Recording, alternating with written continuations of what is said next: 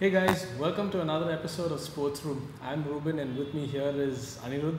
And let me tell you, it's purely coincidental that we have similar shirts and the attire today. So moving on to the week that was, we had the last test between India and Australia, which ended in a draw after rain played spoil sport.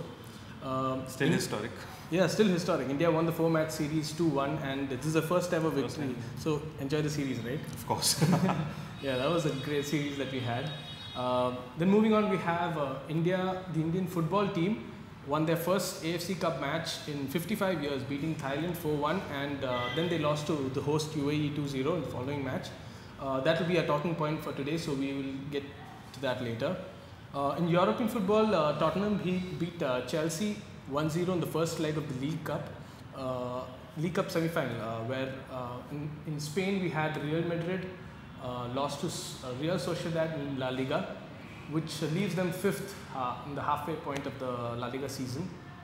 In hockey, Harendra Singh was removed as coach of the men's national team and given the job as coach of the junior team. I mean, the circus keeps going on and on again. Sixth time, I think. Yeah, the sixth coach to be fired in 6 years for the Indian national team. So that goes on and on. So that's all we have in the week that was. Our talking point this week is India's performance in the Asian Cup. Yeah. So after 55 years, as you said earlier, they beat Thailand 4-1. They lost, unluckily to UAE 2-0. Yeah. They play Bahrain, which is ranked below India, but for all intents and purposes is the better team. Better team, yes. So how do you rate the performance right now? So far, India's performance has been excellent. Actually, we never expected them to beat Thailand in the first place, and then to take the game to UAE that way was incredible. So I think the biggest weapon for India has been the pace in counter-attacking, which has absolutely left both Thailand and UAE like completely confused, especially Thailand. Yeah, and Chhetri. Oh, Chhetri is in absolutely great form right now. He's continuing what he's been doing for several years for India right now, and but I think it's not only just Chhetri this time; it's also Ashik Kurunian and Udanta Singh on the right side, who have done really well for India. So so far it's been really great. The 4-1 victory against Thailand, and though we lost to. But do you think we've been unlucky, especially in the UAE match? Two shots hit the post. Terribly unlucky. Yeah, two shots hit the post. Two went to the keeper's right and saved by the some others. Like just narrowly missed the post. I mean, it's been a great tournament so far for India, but that was really unlucky. So how do you recover from that? Like, isn't that demoralizing for the players? Yeah, the thing is, see, the first match it was like so lucky. Every half chance they got, they were converting. But in it's kind of demoralizing also. But then they can also take heart from it because nobody expected them to just the scoreline actually 2-0 is very does not do deceiving. justice to the game. Yeah, but it is it's a good thing for India because nobody expected UAE to play so cagey against India, and yet they had 70% possession or something, and still India had better chances than UAE. Created more chances. Better chances. So what are the worries, what if any, to focus on? I think the biggest worry right now is defense.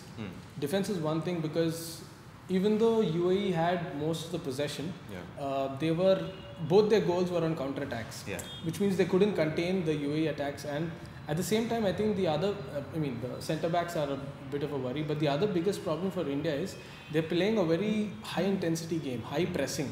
So high-intensity and high-pressing games usually benefit teams that have a good defense. In India's case, it's not that much because they're running all over the ball. Run all over for the ball, and everybody's pressing.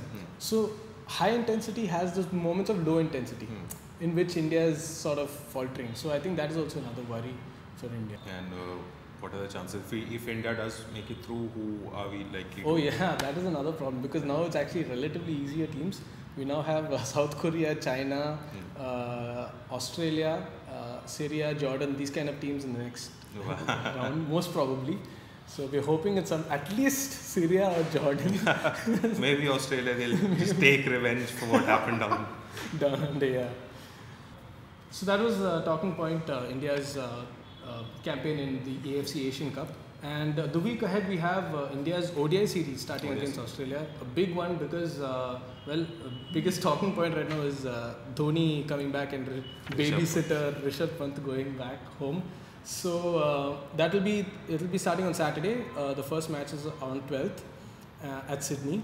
And down under we also have the Australian Open starting on Monday. That is January 14th. The qualifiers are going on right now, and this might be Andy Murray's last Grand Slam. We'll have more on that later. Maybe we'll have a discussion about that later. And also finally we have India's AFC match against Bahrain. That is on Monday. So very good week ahead for sports. So that's all we have on SportsRoom today. Thank you so much for joining us. Do let us know if you have any feedback, any comments. You could let us know on Facebook or write to us at newsdesk@theweek.in. So with Rahul as cameraman, this is Anirudh and I signing off. Thank you very much.